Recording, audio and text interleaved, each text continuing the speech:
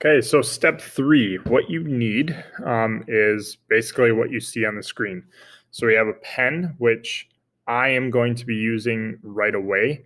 I suggest and hope that all of you are using a pencil first, especially when you're doing small spots like the stem.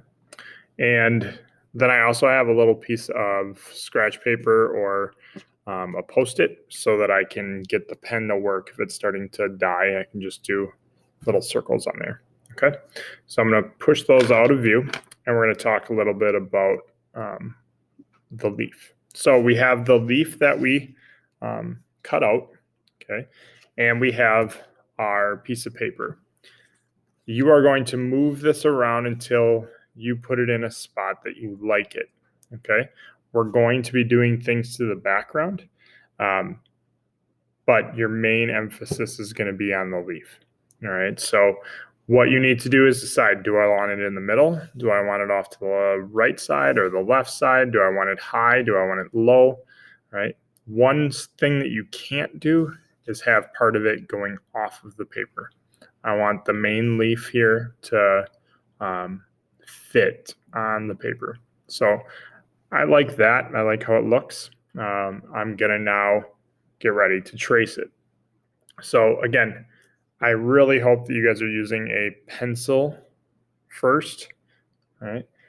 I'm going to start with using the pen, and I'm using this type of pen. The students that are face to face at school are going to be using this type of pen, and I really like it because when it says that it's not working and you don't see any ink, well, then you know that you're probably out of ink. If you can still see ink, then you just got to rework it and use the scratch paper. It's nothing fancy, but again, what I also like about this one is it doesn't smudge as much as some other ones do. But you can use whatever black pen you would like if you are a virtual student at home working on this. So whatever you feel comfortable using.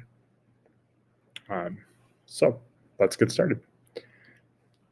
I have the leaf where I want it. And so now we need to talk about what each hand is doing. So this hand obviously is going to be tracing. That is its only duty. But my other hand has to do a lot. It's going to always be moving next to wherever I am tracing. All right. And it has to work with my eyes to know, oh, I moved the leaf, or I got to put it back in the right spot.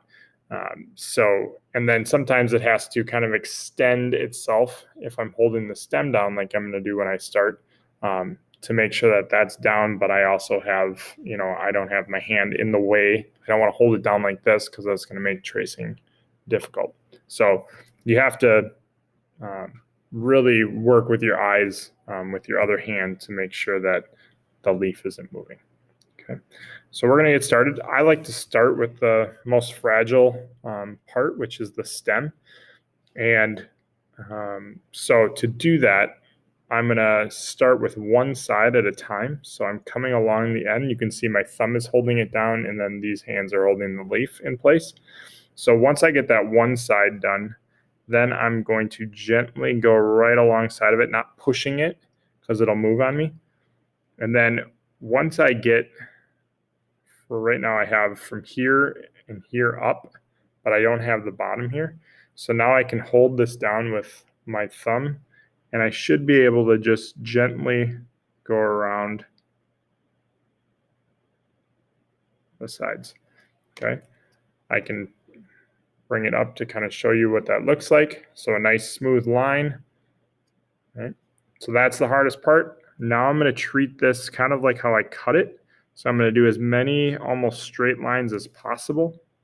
So you can see I'm coming in from different angles. Instead of trying to go all the way around in this continuous line, I'm coming at it from this direction. And then I might start here. And when I get here, I might start at the top, or I might start here and then come up. Okay, so you can notice that this hand is constantly moving, so it's not in the way, but it also so that it's holding down whatever I am tracing. Now this is thin paper, this isn't thick paper, so it's definitely harder to trace. So it's all about going next to the tracer, but not pushing into it. So going in different directions, starting from the point and coming down might help. Going up to the point from a different direction might help. So you got to kind of feel it out. And now my other hand is getting close to that area. And you always kind of want to check, okay, did I move it at all? Nope, everything lines up. Let's say I do move it, okay? Then it's all about putting it back in the right spot. And so what I do is I'll match up like this little corner and I'll hold it down, and then I can move it, you know, kind of pivot for those of you that are basketball players or even gymnasts, and then make sure that everything is back to where it needs to be. And then you can lift up one side to kind of see, all right, where did I leave off? All right, I left off here. And now I'm going to go back and continue to trace. Again, if I'm holding over here, but I'm tracing here, it's probably going to move on me. So I got to move that hand closer.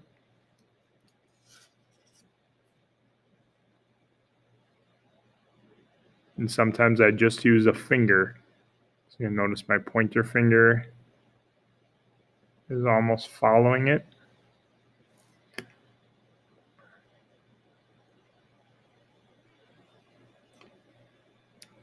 And before I take the whole thing off, sometimes I'll hold down half, check it out, hold down the other half. That way, if I forgot a spot, I can just put it down and continue. But looks like everything's good. All right.